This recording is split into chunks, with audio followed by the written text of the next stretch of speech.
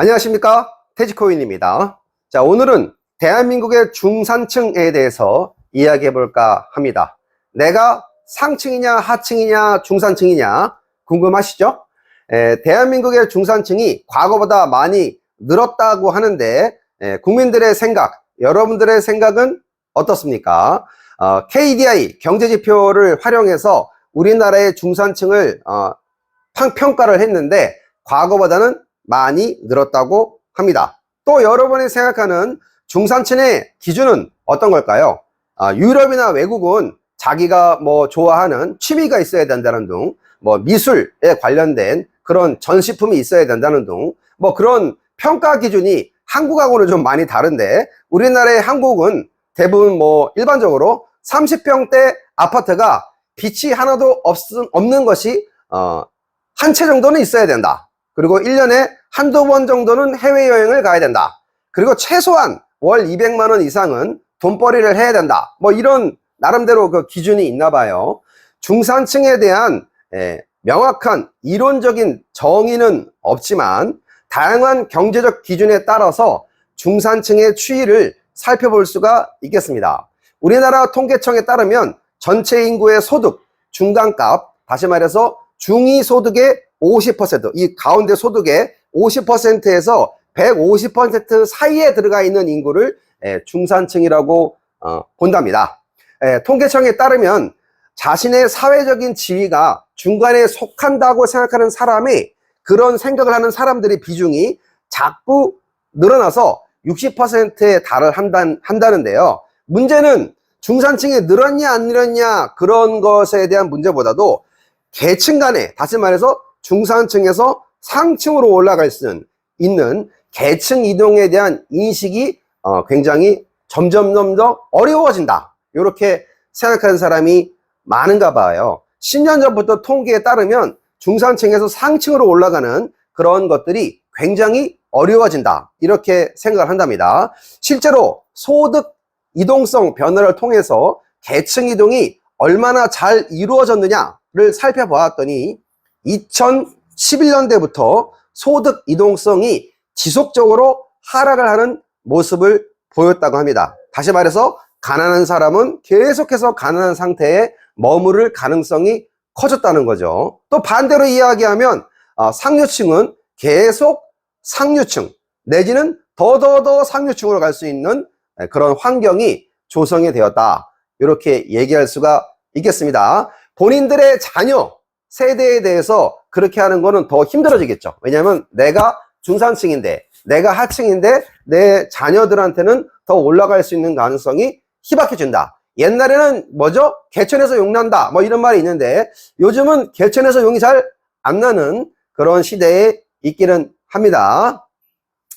여하튼 갑자기 중산층에서 하층으로 내려가는 그 통계가 왜 그러냐 그랬더니, 아무래도 은퇴하시고 직장을 그만두게 되시고, 그 고령층, 다시 말해서 청년층, 중년층이 아닌 중년층에서 고령층으로 넘어가는, 이제 퇴직할 때가 얼마 안 남았네, 이미 퇴직을 했네, 그런 고령층에서 일자리가 없어짐으로 인해서 중산층에서 떨어지는 그런 비율이 상당히 많아졌다고 합니다. 당연한 이야기겠죠. 어저께 뉴스를 보니까 한 달에 700만 원을 벌어도 나는 중산층이다, 이렇게 생각하는 인식의 괴리가 상당히 많다고 합니다. 유튜브를 보시고 계시는 여러분들, 한 달에 월 700만 원을 벌면 여러분들은 중산층입니까? 하층입니까? 더 높은 상층입니까?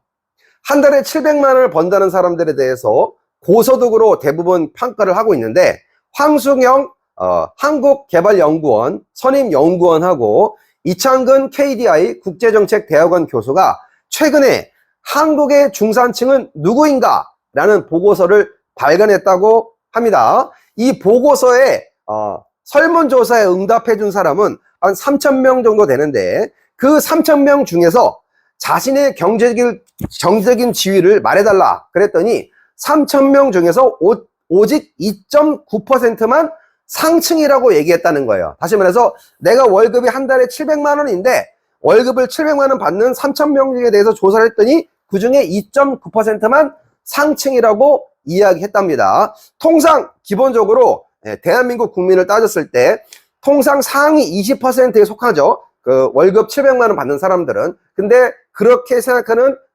뉴스, 데이터, 팩트 이거하고는 자신이 생각하는 그 생각이 굉장히 차이가 많이 나는 것 같습니다. 월소득 700만 원 이상인 고소득 가구에서도 76.4%가 본인은 상층이 아니고 중상층이라고 얘기를 했고, 심지어 그 중에서 12.2%는 나는 하락이야, 하층이야 라고 대답을 했다는 거죠. 이에 대해 그 연구원들이 왜 이런 결과가 나왔냐, 소득 여건이 악화가 됐다고 한다고 합니다. 다시 말해서 월급은 700만 원이든 1000만 원이든 뭐 그렇지만은 인플레이션 내지는 물가 그런 것들이 상당히 높다 보니까 소득 대비 내가 그걸 쓸 수 있는 그런 비용들이 많다 보니까 느끼는 체감이 얼마 안 된다 이렇게 생각하고 있는 것 같습니다. 이런 것들을 토대로 네이버 댓글을 봤더니 700만 원 버는 분에 대해서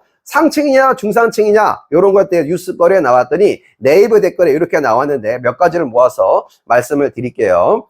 한 달에 실수령 700만 원 벌어도 월급 한 푼도 안 써도 20년간 모아야 서울에 있는 아파트 한 채 살까 말까 한다. 그러니까 본인 스스로 상층이라고 생각하는 거는 개빡치는 일이다. 이렇게 댓글을 남겨주셨고, 700만 원 벌어도 세금 내고 나면 남는 거 하나도 없다. 그저 밥 먹고 사는 거밖에 안 된다. 그 세금으로 내가 세금을 많이 냈더니 그저 세금으로 우리나라의 기초수급자들한테 생계비 지원해 주니까 나라에 돈 맡겨놓은 것처럼 땡깡 부리고 있다. 이렇게 세금 많이 낸 거에 대해서 싫어하시는 분도 있었고, 또 미디어랑 SNS가 연봉 1억 30평대 신축 아파트, 중형 패밀리카 이런 거를 평균으로 만들어버렸다. 저도 약간 이런 거 생각합니다. 드라마나 뉴스나 영화 같은 거 보면 매번 뭐 잘 사는 사람들 나오는데 먹방 유튜버들 보시면은 그 먹방 유튜버를 제가 욕하는 게 아니라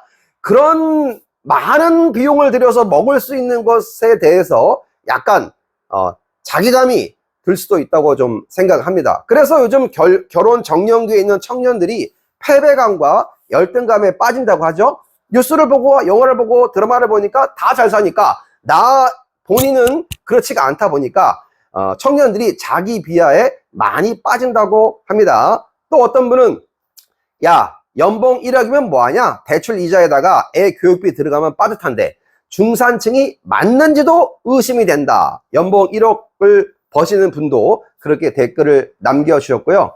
700만 원 받고 그게 중산층이라고?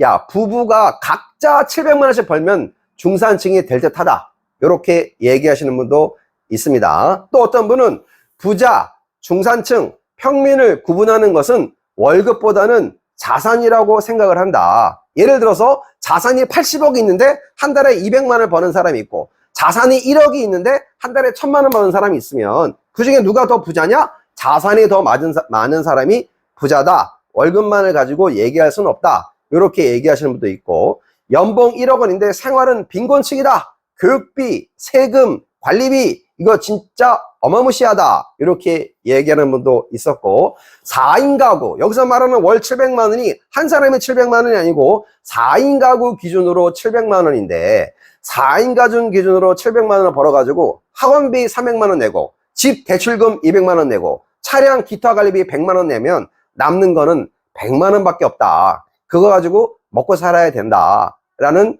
댓글도 있었습니다.